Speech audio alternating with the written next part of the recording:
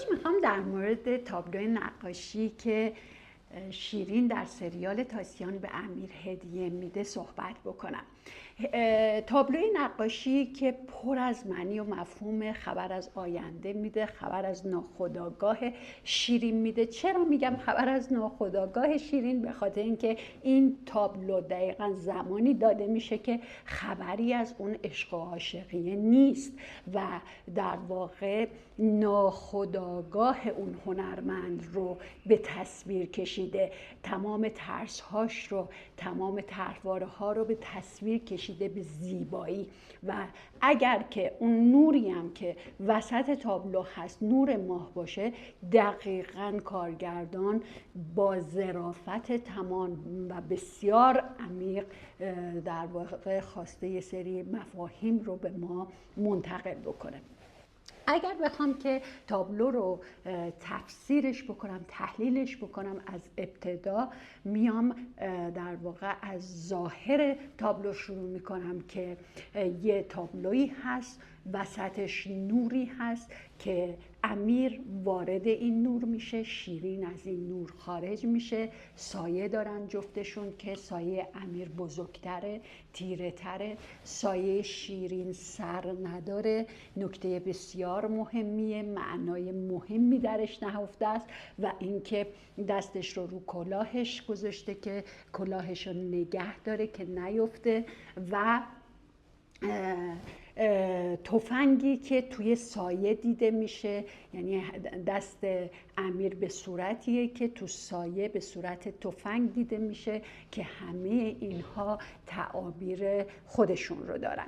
امیر وارد این نور میشه. چرا؟ به خاطر اینکه از اون گذشته تاریکش داره دور میشه و احساس میکنه با رابطه با شیرین، با عاشق شدنه به آگاهی میرسه، از اون تاریکی در میره و به یه فضای امنی وارد میشه. همونطور که گفتیم امیر طرحواره نقص و شرم داره و احساس میکنه با وجود شیرین به اون کمال میرسه، به کامل بودنه میرسه، خودش رو پیدا میکنه و از این برم شیرین داره از این نور فرار میکنه چون ترساش رو نشون میده، میخواد که محافظت شده عمل کنه، چون که شیرین طرحواره معیارهای سختگیرانه داره و میخواد که کامل باشه، میخواد که خطا نکنه.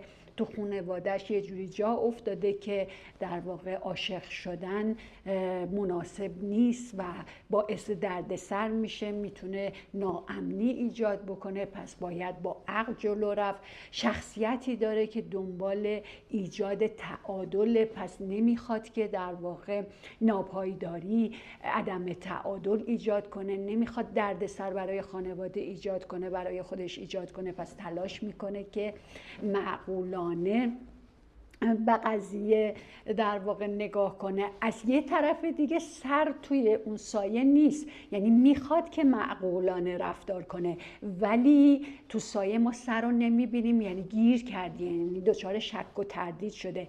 این اولین جاییه تو زندگیش که بین عقل و احساس گیر کرده و اگر بخواد احساسات رو انتخاب کنه در واقع عقل رو انتخاب نکرده. یعنی سر سمبل فکر و عقل هستش. از یه طرف خب نداشتن سر یعنی تو ناتوانی تو صحبت کردن، یعنی تو نمیتونی حرف بزنی، حرفای خودت رو بزنی و باید اطاعت بکنی. چطور که شیرین طرحواره اطاعت داره و میخواد که همیشه بچه حرف گوش کنه باشه و خود واقعیش رو نشون نده. و از یه طرف دیگه کلاه رو ما میبینیم که نگه داشته با دستش که نشون دهنده، کلاه نشون دهنده هویت اجتماعی.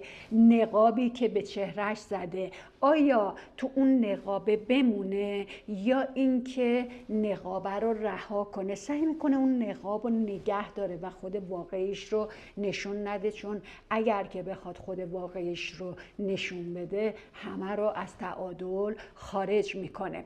بحث تفنگه هستش که نشون دهنده خشونت غیر مستقیمه، تهدید غیر مستقیمه. چرا؟ چون سایش هست، خودش نیست. میتونه از دو زاویه باشه، یکی از زاویه دید شیرین باشه، اینکه در واقع امیر رو میتونه یه تهدید ببینه، خشونت ببینه. چرا؟ چون که تو محیط مناسبی هم باهاش آشنا نشده. و یکی هم میتونه از زاویه دید خود امیر باشه که در واقع از اون خشونت درونیش، کنترلگری درونیش، تهدیدهای درونیش به خوبی میتونه آگاه باشه، ولی اونها رو پوش میکنه به سمت ناخودآگاه و سعی میکنه سرکوبش کنه. اگر سایه امیر خیلی بزرگتر از خودشه، علتش اینه که میتونه در واقع مواردی که تو ناخودآگاه امیر هست خیلی بیشتر از موارد خودآگاه باشه، دردهای زیادی باشه که داره با خودش حمل میکنه، نیازهای بسیاری باشه که سرکوب شده و بهش اهمیت داده نشده. ولی وقتی که ما این نیازها رو سرکوب میکنیم قدرتشون خیلی بیشتر میشه. سایه هایی که تو وجود شخصیت امیر هست و هر چقدر سایه رو نادیده بگیری و اهمیت بهش ندی و بخوای سرکوبش بکنی، خیلی پررنگتر و قدرتمندتر خودش رو به سطح خودآگاهی میرسونه.